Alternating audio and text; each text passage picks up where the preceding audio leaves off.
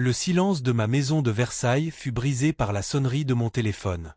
À 75 ans, Pierre Dumont que je suis n'a jamais été un fervent admirateur de ces gadgets modernes, mais ma fille Camille avait insisté pour que j'installe cette application bancaire. Pour ta sécurité, papa, avait-elle dit avec ce sourire condescendant que je détestais tant. L'écran affichait une notification qui me glaça le sang, débit de 2500 €, compagnie maritime Riviera. Mon cœur se serra, non pas de surprise, mais de la confirmation amère de ce que je soupçonnais depuis longtemps. Ma propre fille avait volé les informations de ma carte bancaire. Je me laissai tomber dans mon fauteuil près de la fenêtre, contemplant le jardin que j'entretenais malgré mon âge. Le souvenir de la dernière visite de Camille remonta à la surface. Elle était venue soi-disant pour m'aider à configurer mon nouveau smartphone. « Papa, tu dois apprendre à utiliser l'application bancaire », avait-elle déclaré avec cette fausse patience qui m'exaspérait. J'avais joué le vieil homme confus, regardant attentivement comment elle notait tous mes codes dans un carnet. « Au cas où tu oublierais, papa. » Je l'avais vu mémoriser chaque chiffre quand j'avais saisi les détails de ma carte. À l'époque, je testais simplement ma théorie. Maintenant, j'avais la preuve. Depuis la mort de ma femme Marguerite il y a 5 ans, mes relations avec mes enfants s'étaient considérablement refroidies. Camille et son frère Julien avaient toujours été plus proches de leur mère, qui les protégeait de ma sévérité. Une fois veuves, ils avaient cessé de faire semblant que mon opinion comptait. Les visites s'étaient espacées, toujours accompagnées de demandes d'argent ou de services. Camille, 46 ans, travaille comme responsable logistique dans une entreprise de transport. Son mari Marc, homme terne et lâche, est contrôleur des impôts. Ils gagnent bien leur vie, possèdent une belle maison à Saint-Germain-en-Laye, mais se plaignent constamment de leurs difficultés financières. À chaque visite, c'étaient les mêmes lamentations. Le crédit immobilier, les études coûteuses des enfants, la dure vie de la classe moyenne. Plutôt que d'agir impulsivement, je décidai de rassembler plus d'informations. Je sortis un carnet de cuir, cadeau de Marguerite pour nos 40 ans de mariage, et notai méthodiquement tous les détails de cette transaction suspecte. J'appelai ma banque. « Bonjour, je souhaiterais avoir des précisions sur une transaction sur ma carte, » dis-je à l'opératrice. Après vérification de mon identité, elle me confirma, il s'agit d'un acompte de 2500 € versé à Compagnie Maritime Riviera le 22 septembre. Le solde de 7500 € est programmé pour le 15 octobre. 10 000 €. Camille et Marc prévoyaient de dépenser 10 000 € de mon argent pour une croisière de luxe. Je sentis mon sang bouillir, mais je me forçai à rester calme. Le lendemain, j'appelai directement la compagnie maritime. Me faisant passer pour un certain monsieur Moreau intéressé par leur service, j'appris que la réservation était au nom de Dubois, le nom de jeune fille de Camille qu'elle utilisait parfois. Croisière élégance méditerranéenne, départ le 20 octobre de Marseille, 12 jours avec escale à Barcelone, Rome, Venise et les îles grecques. Cabine premium avec balcon, accès au salon VIP. Le grand luxe, financé par ma carte bancaire. Il était temps de consulter mon vieil ami Alain Mercier, que tout le monde surnommait Mercier depuis l'université. Ancien avocat à l'esprit toujours aussi vif malgré ses 78 ans, il était la seule personne en qui j'avais encore confiance. Une croisière à 10 000 €, siffla Mercier quand je lui expliquai la situation par téléphone. Que comptes-tu faire? C'est justement pour en discuter que je t'appelle. J'ai besoin de tes conseils. Viens demain après-midi. Nous en parlerons autour d'une partie d'échecs.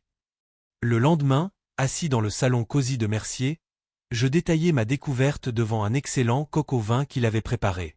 Mon ami m'écoutait en sirotant son Bordeaux, hochant la tête de temps en temps. « Tu dis que Marc travaille au fisc ?»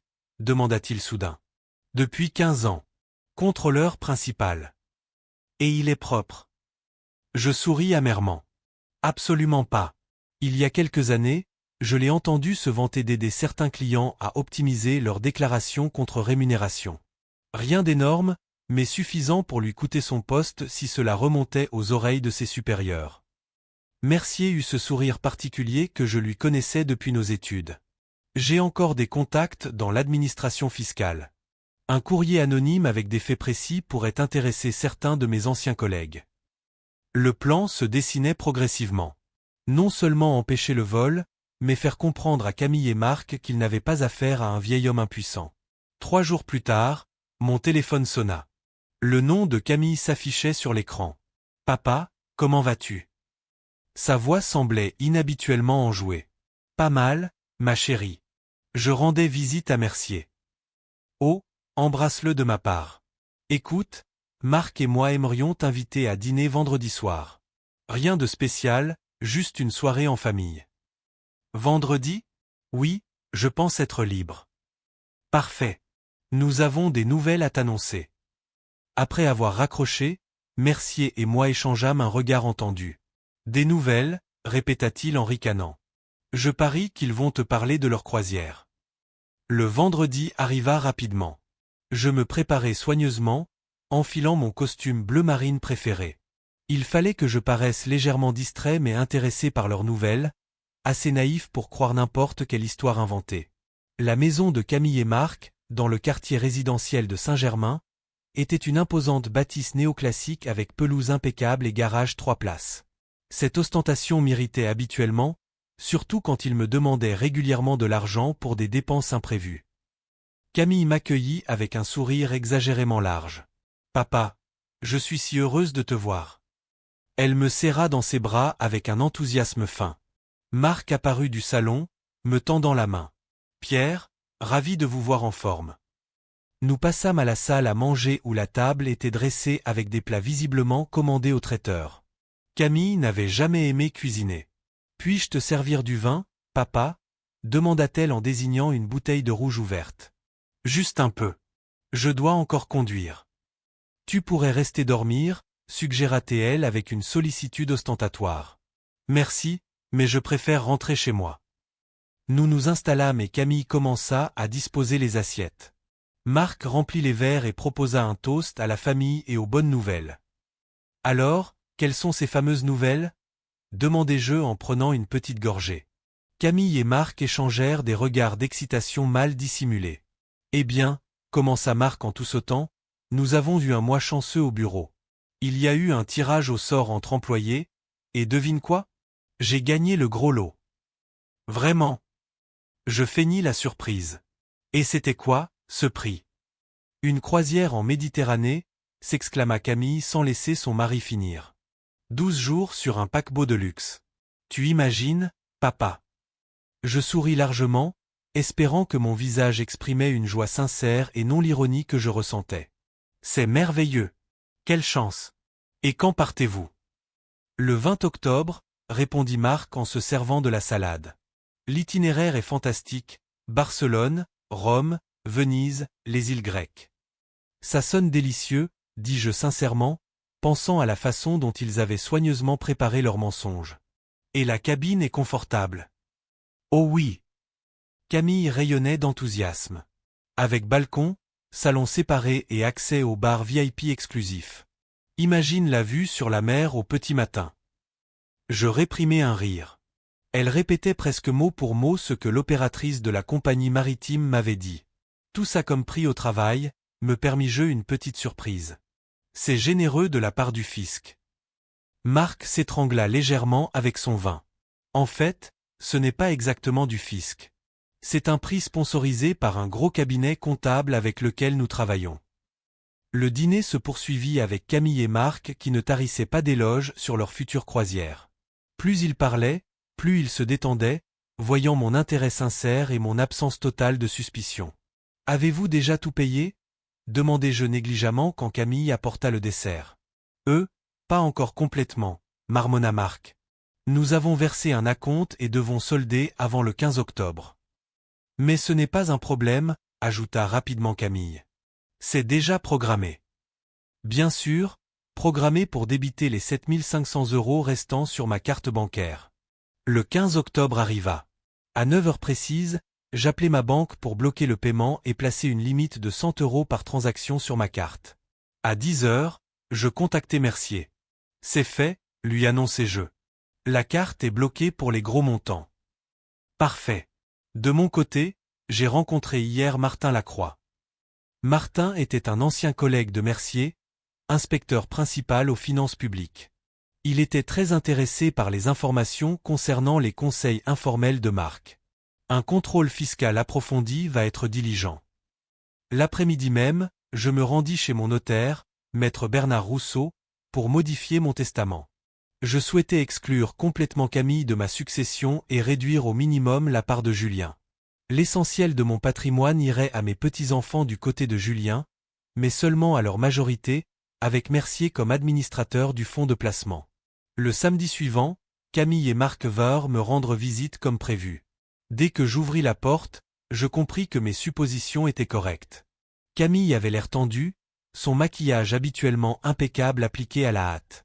Marc semblait malade, le visage pâle et les yeux cernés. « Papa », Camille tenta de feindre la joie, mais sa voix sonnait faux. « Nous sommes si contents de te voir. » Je les fis entrer au salon. « Asseyez-vous. Comment se passent les préparatifs pour votre croisière? » « C'est dans moins d'une semaine, non ?» Camille faillit s'étrangler. Marc fixa le sol. « En fait, papa, » commença prudemment Camille, « c'est justement de ça que nous voulions te parler. Il y a eu un petit problème avec le paiement. » « Vraiment ?» Je pris un air inquiet. « Quel genre de problème ? » L'entreprise qui organisait le tirage au sort a rencontré des difficultés juridiques, et le versement du prix a été retardé, mentit éhontément. « Et maintenant ?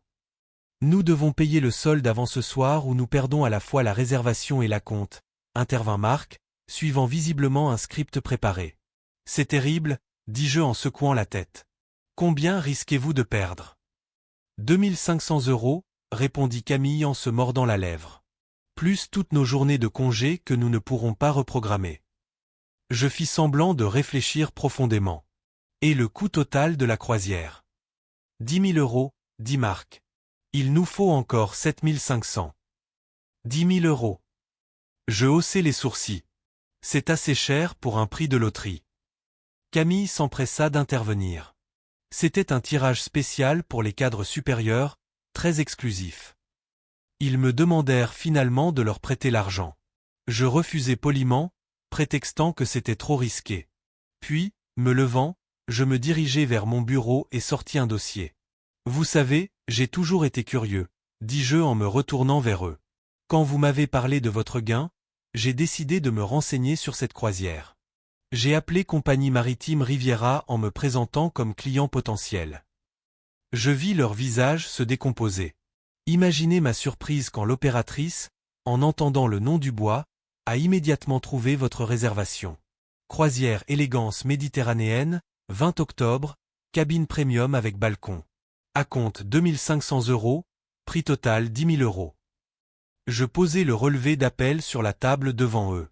Seulement, l'opératrice n'a rien mentionné à propos d'une loterie. Elle a juste précisé que l'acompte avait été réglé par carte bancaire au nom de Pierre Dumont. Le silence était assourdissant. Il fixait le document comme s'il s'agissait d'un serpent venimeux. « Papa, nous pouvons t'expliquer, » balbutia Camille. Je levai la main pour l'arrêter. Inutile. Je comprends parfaitement. Vous pensiez que le vieil homme était trop stupide pour remarquer qu'on avait débité 10 000 € sur sa carte. Ou peut-être estimiez-vous que je ne méritais pas cet argent, qu'il vous revenait de droit. Nous allions te le dire, marmonna Marc, les yeux rivés au sol. Après la croisière, comme surprise. Surprise. Je ne pus retenir un rire amer. Surprise pour qui? Surprise, papa, nous avons volé ton argent, mais nous avons passé d'excellentes vacances. La conversation dégénéra rapidement. Camille tenta de se justifier en parlant de toutes les années où il s'était occupé de moi. Marc resta prostré, visiblement rongé par la culpabilité et l'inquiétude concernant le contrôle fiscal qui venait de commencer à son bureau. J'ai pris quelques décisions, leur annonçai-je finalement. Premièrement, j'ai modifié mon testament. Camille, tu es complètement exclue de la succession. Elle se leva d'un bond. Tu ne peux pas faire ça. Je suis ta fille. Deuxièmement, continuai-je imperturbablement, j'ai une proposition. Je ne porterai pas plainte pour fraude à la carte bancaire, ce qui pourrait causer des problèmes supplémentaires à Marc, surtout maintenant qu'il fait l'objet d'un contrôle fiscal. Je vis une lueur d'espoir dans leurs yeux. En échange, je veux que vous disparaissiez complètement de ma vie. Aucun appel, aucune visite, aucun contact.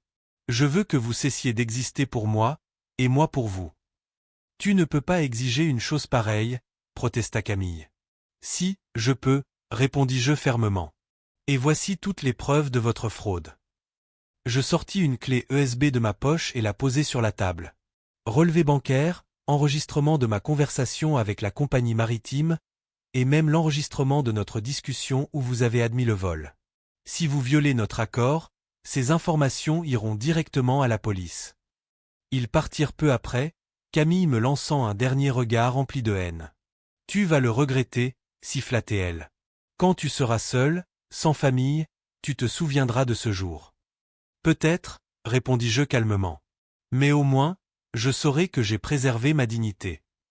Les jours suivants furent consacrés à la préparation de mon voyage en Écosse avec Mercier. Nous avions réservé des chambres dans de petits hôtels le long de notre itinéraire, dressé la liste des lieux à visiter, même acheté de nouvelles chaussures de marche pour les longues promenades dans les collines. Le matin du départ, je me levai particulièrement tôt. Je bus une tasse de thé fort en regardant les premiers rayons du soleil dorer mon jardin. Étrangement, je ne ressentais aucun regret pour la rupture avec Camille et Marc. J'avais l'impression d'être enfin libéré des lourdes chaînes que j'avais portées pendant des années par sens du devoir familial. Mercier m'attendait dans sa vieille Jaguar impeccablement entretenue. Prêt pour l'aventure ? Demanda-t-il avec un sourire. Plus que prêt, répondis-je en montant à bord. Nous quittâmes Versailles alors que la ville s'éveillait à peine. Des heures de route nous attendaient, mais je ne me sentais ni fatigué ni impatient. Au contraire, chaque kilomètre qui m'éloignait de mon ancienne vie m'apportait un sentiment de liberté et de nouvelles possibilités. Les lacs écossais, les châteaux majestueux, les villages cossus avec leurs petits pubs où l'on sert le vrai whisky et où l'on raconte d'anciennes légendes nous attendaient. La liberté était devant nous, et j'étais prêt à l'embrasser. À 75 ans, j'avais enfin appris qu'il n'est jamais trop tard pour reprendre sa vie en main et vivre selon ses propres termes, débarrassé du poids des relations toxiques, même familiales. Parfois, se respecter soi-même demande de prendre des décisions difficiles, mais c'est le prix à payer pour retrouver sa dignité et sa paix intérieure.